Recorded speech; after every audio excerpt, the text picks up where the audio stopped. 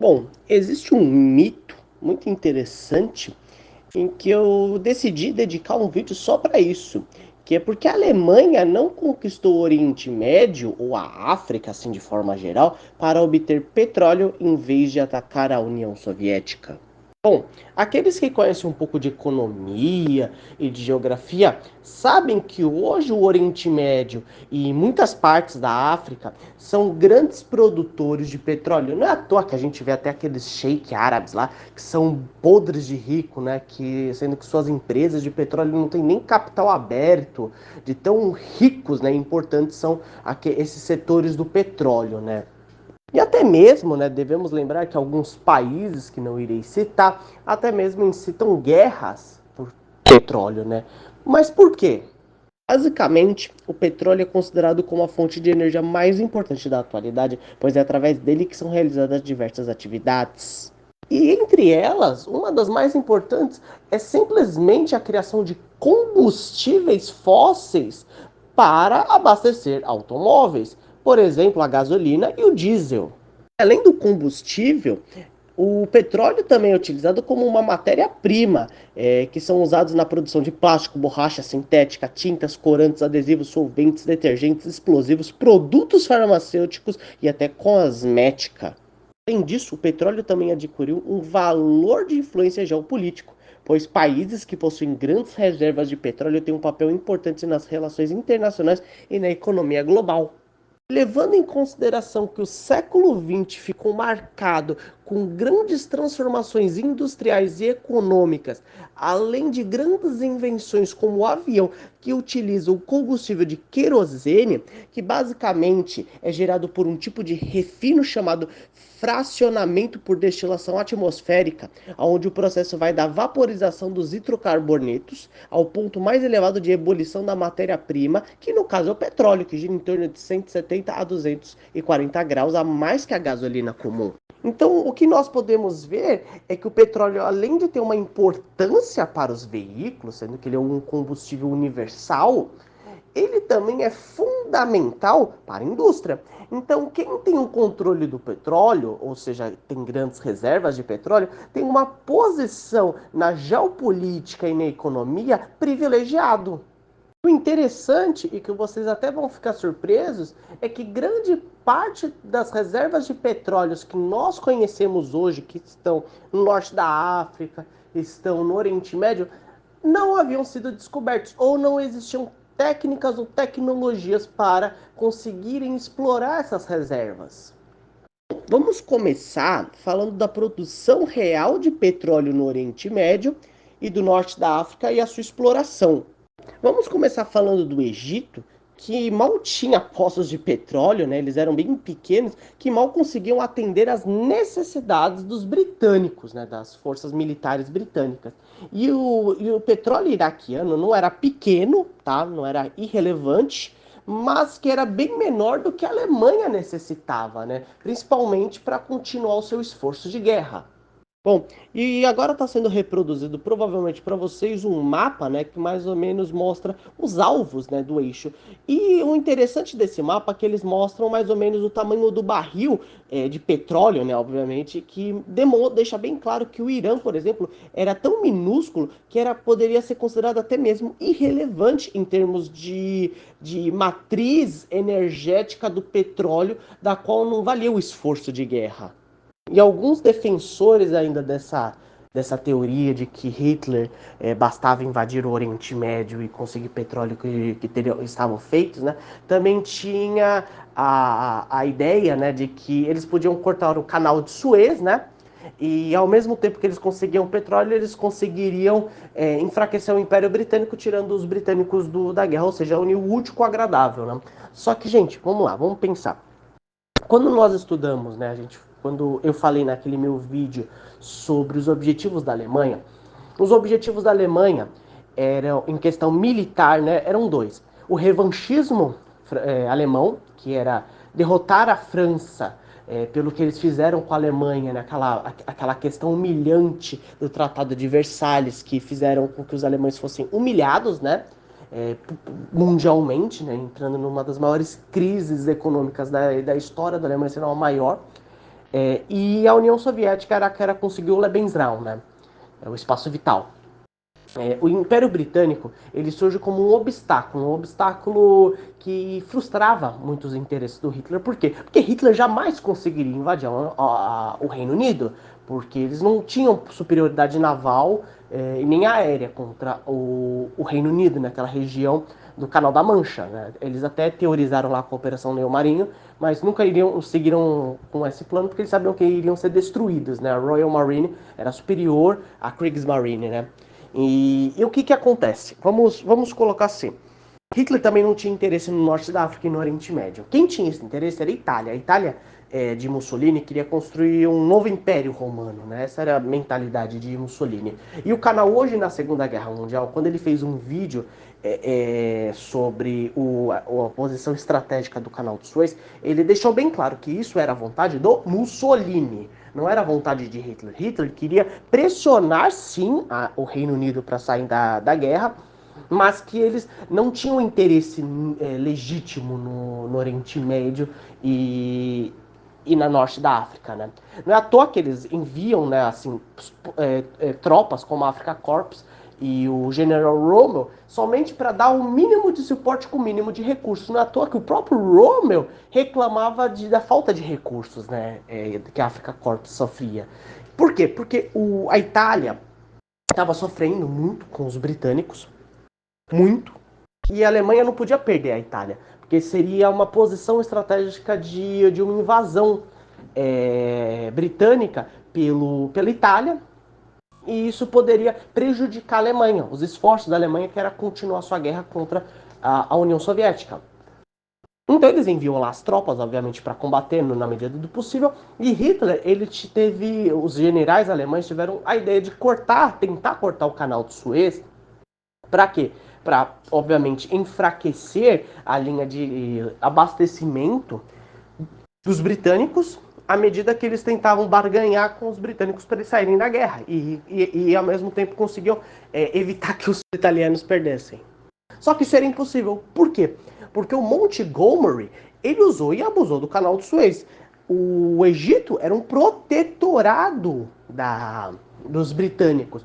Os britânicos estavam cheios de colônias na África. Então eles tinham posições estratégicas que não permitiam os alemães conseguirem avançar com suas estratégias. E dado ao fato de que os italianos não tiveram capacidade militar de vencer batalhas significativas contra os britânicos e que as tropas alemãs do norte da África estavam com pouco abastecimento, poucos recursos, pouca mão de obra humana, e até mesmo Rommel reclamando disso, deixa bem claro de que a ideia de que os alemães iriam cortar o canal de Suez para acabar de fato com o Império Britânico é uma ideia, é uma mera teoria, né? Até porque mesmo se Hitler quisesse isso, os alemães teriam que utilizar de um esforço de guerra muito maior do que eles podiam promover naquele momento por um resultado que seria muito baixo. Por quê? Porque mesmo se, vamos colocar assim, cortou o canal de Suez e eles não têm mais essa comunicação com o Egito, Irã, Iraque, né, para o petróleo. Aonde que os britânicos iriam arrumar o petróleo? Simples, eles tinham uma rota muito mais curta e que conseguiriam muito mais petróleo, chamado Estados Unidos. Sim, os Estados Unidos estavam numa região muito mais fácil para os britânicos conseguirem petróleo. Inclusive, eu vou deixar aí um trecho aí de um artigo científico que deixa bem claro o quanto de petróleo que os britânicos importaram dos Estados Unidos nessa época.